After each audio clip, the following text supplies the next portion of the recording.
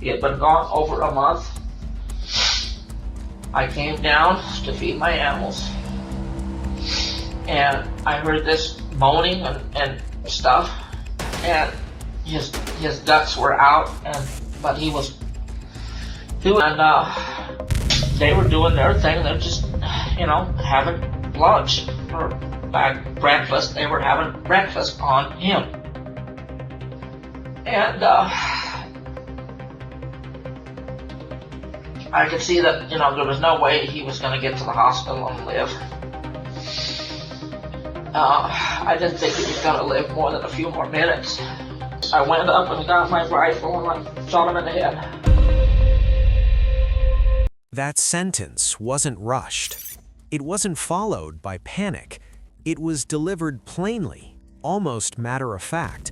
And what lingered wasn't just what she admitted to doing, but how easily she said it.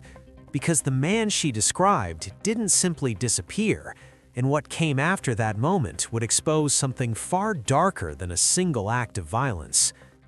This isn't just a story about a killing. It's about the part of the human mind capable of justifying anything, and how thin the line is between normal life and something monstrous.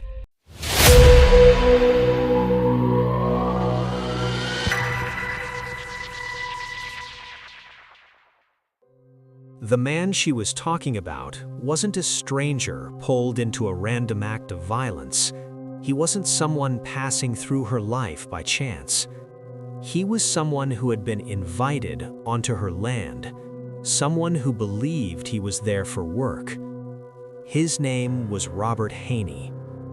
Robert Haney was 56 years old and worked as a handyman. Like many people trying to stay afloat, he took jobs where he could find them. Small repairs, odd work, anything that paid. He had no criminal record that suggested danger, no history that hinted he would become part of something unspeakable. In 2013, Robert crossed paths with Susan Monica after responding to a job opportunity at her rural property near Wimmer, Oregon. The land was isolated, surrounded by trees, quiet enough that days could pass without visitors. For someone offering work, it may have seemed like a simple arrangement, labor exchanged for pay. But that isolation would matter. Robert returned to the property more than once. He wasn't trespassing. He wasn't hiding. He was doing what he believed he had been hired to do, and at no point did he indicate to anyone that he felt unsafe. People who knew Robert later described him as dependable, reserved, and practical, the kind of man who showed up, did the work, and expected to go home afterward. There was nothing remarkable about his final days, no dramatic conflict, no visible warning signs, which is what makes what happened next so unsettling. Because when Susan Monica later spoke about Robert, there was no chaos in her voice, no panic, no hesitation, just a statement delivered as if she were recounting a routine decision. Robert Haney didn't leave that property alive. And what happened to him after his death would not be discovered right away. In fact, it would take time, complaints, unanswered questions, and a growing sense that something was deeply wrong before anyone realized that the man from that confession hadn't simply disappeared. And more disturbingly still, Robert Haney would not be the last man to accept work there. Before Susan Monica became the focus of an investigation, she was simply a woman living on the edges of rural Oregon life. She was born in 1950 and spent much of her adult life drifting between jobs, relationships, and locations. By the time she settled near Wimmer, Oregon, she was in her early 60s and living alone on an isolated property surrounded by animals, equipment, and open land. Susan kept pigs, she kept firearms, and she lived largely without oversight. Those who encountered her described her as volatile and confrontational, quick to argue, quick to assert control, and deeply distrustful of others. She was not someone who blended in quietly. She challenged authority, resisted interference, and made it clear that her property was her domain. But nothing about her lifestyle, on its own, was illegal. In fact, for a long time, Susan attracted little more than irritation. Neighbors complained about noise, about smells, about gunshots fired late at night. But rural complaints often fade into background noise, and nothing initially tied those concerns to a specific crime. That changed only after Robert Haney stopped being reachable. At first, his absence didn't trigger alarm. Robert was known to take work where he could find it. He moved around. He didn't always check in. Days passed without contact, then weeks. But eventually, someone close to him noticed something wasn't right. When questions were asked about where Robert had last been working, one answer kept resurfacing: the same property, the same woman, Susan Monica. Authorities didn't approach her as a suspect at first. She was simply the last known person to have employed him. They wanted to know when she had last seen Robert, whether he had mentioned leaving, whether he had been paid. It was a routine inquiry. But as those questions were asked, Susan didn't react the way most people do when someone they know is missing. She didn't speculate, she didn't express concern, and she didn't seem uncertain. Instead, she spoke calmly, as if the outcome was already settled. And that was the moment suspicion quietly took hold. When investigators asked Susan Monica about Robert Haney, she did not deny involvement. According to her statement, Robert had been on her property when the situation escalated. She told police that at some point, Robert ended up inside the pig enclosure. Susan said she watched as the pigs began attacking him. She described seeing him being bitten. She said he was still alive, still moving, still struggling. And instead of calling for help, Susan told investigators she made an assessment. She said she did not believe Robert would survive long enough to reach a hospital. She told police that she took her rifle and shot him in the head. Not out of panic, she explained, but in her words, to put him out of his misery. There was no attempt to describe it as an accident, no claim that the weapon discharged unintentionally. She acknowledged the act directly and framed it as a decision she made after watching what was happening in front of her. At that moment, Robert Haney was no longer considered missing. He was confirmed dead. But as investigators listened to Susan explain what she said she had witnessed and how calmly she spoke about it, another concern began to surface, because parts of her story did not line up with what they were learning about Robert's timeline. And as the questioning continued, it became clear that Robert was not the first person whose disappearance had raised quiet alarms.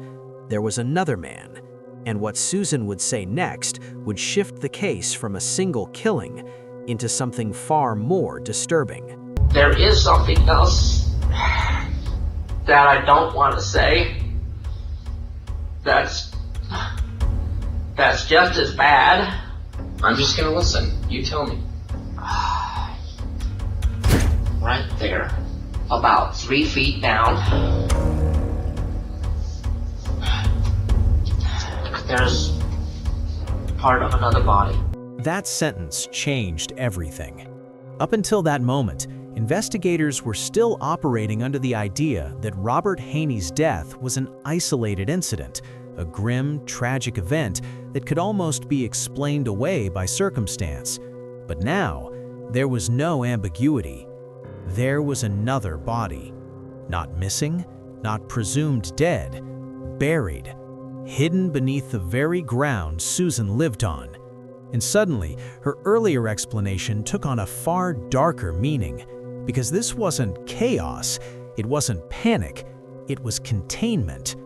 Detectives shifted their focus to the barn, a place that had blended seamlessly into the background of the property. Ordinary, unremarkable, and now, potentially, a grave. As excavation began, they weren't just searching for remains, they were searching for proof of intent, for evidence that this wasn't a moment of mercy, as Susan had claimed, but part of something far more deliberate. What they would uncover beneath that barn would not only identify a second victim, it would expose a pattern and force investigators to confront a chilling possibility: that Susan Monica hadn't simply reacted to death, she had managed it. The victim was identified as Shane Lovelady. Shane was a handyman who had worked for Susan Monica long before Robert Haney ever set foot on the property. He was known to take on odd jobs, often working alone, often paid in cash. Like Robert, Shane had trusted Susan enough to spend time on her land, and like Robert, he never walked away from it. Unlike Robert's death, which Susan would later describe in detail, Shane's disappearance had gone largely unnoticed. There were no immediate missing person reports, no active search, no alarm bells loud enough to bring police to Susan's door. Time did the hiding for her. Investigators learned that Shane had last been seen alive years earlier, sometime after working on Susan's farm. What happened next came only from Susan herself. She told police that Shane had been injured, that he was suffering, and that she ultimately shot him, a version of events she framed as mercy rather than murder. But the evidence beneath the barn told a different story. A body buried, years of silence, and a woman who continued living her life as though nothing had happened. With 2 victims now confirmed, one fed to pigs, another hidden beneath the ground, detectives began to see a pattern that could no longer be ignored. These were not accidents. These were not isolated moments of panic. This was someone who had learned how to make people disappear, and for years, no one noticed. With 2 victims now identified, the case against Susan Monica moved quickly, but justice would not come easily. In court, prosecutors relied heavily on Susan's own words. There were no eyewitnesses to either killing, no clear crime scene preserved in time. What they had instead was confession layered with justification, a woman calmly explaining death as necessity. Susan admitted to shooting Robert Haney, saying she believed he was being eaten alive by her pigs and would not survive long enough to reach a hospital. She described firing the rifle, not in panic, but with certainty, framing the act as mercy rather than violence. When it came to Shane Lovelady, her explanation followed the same pattern: injury, suffering, a gunshot meant to end the pain. But prosecutors argued that mercy does not end with burial beneath a barn, nor does it explain years of silence. The forensic evidence complicated everything. Robert's remains had been exposed to animals almost immediately. The pigs destroyed tissue, bone, and potential DNA, leaving investigators with little physical evidence to reconstruct his final moments. In Shane's case, time did the damage, years underground degrading what little remained. This raised a chilling question for the court. Was the placement of the bodies intentional? Feeding one victim to pigs, burying another beneath a barn. Both methods ensured that evidence would be lost, not just of cause of death, but of struggle, restraint, or premeditation. Whether by instinct or experience, Susan Monica had chosen methods that erased answers. Ultimately, the jury rejected her narrative of mercy. Susan Monica was convicted of first-degree murder for Robert Haney and second-degree murder for Shane Lovelady. She was sentenced to life in prison with no possibility of parole. But even with the conviction, the case leaves behind unsettling implications. How many warning signs were missed? How many people passed through that property without realizing what had already happened there? And how many crimes go uninvestigated simply because no one is looking hard enough?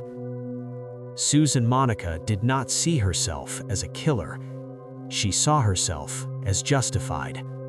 And that may be the most disturbing part of all.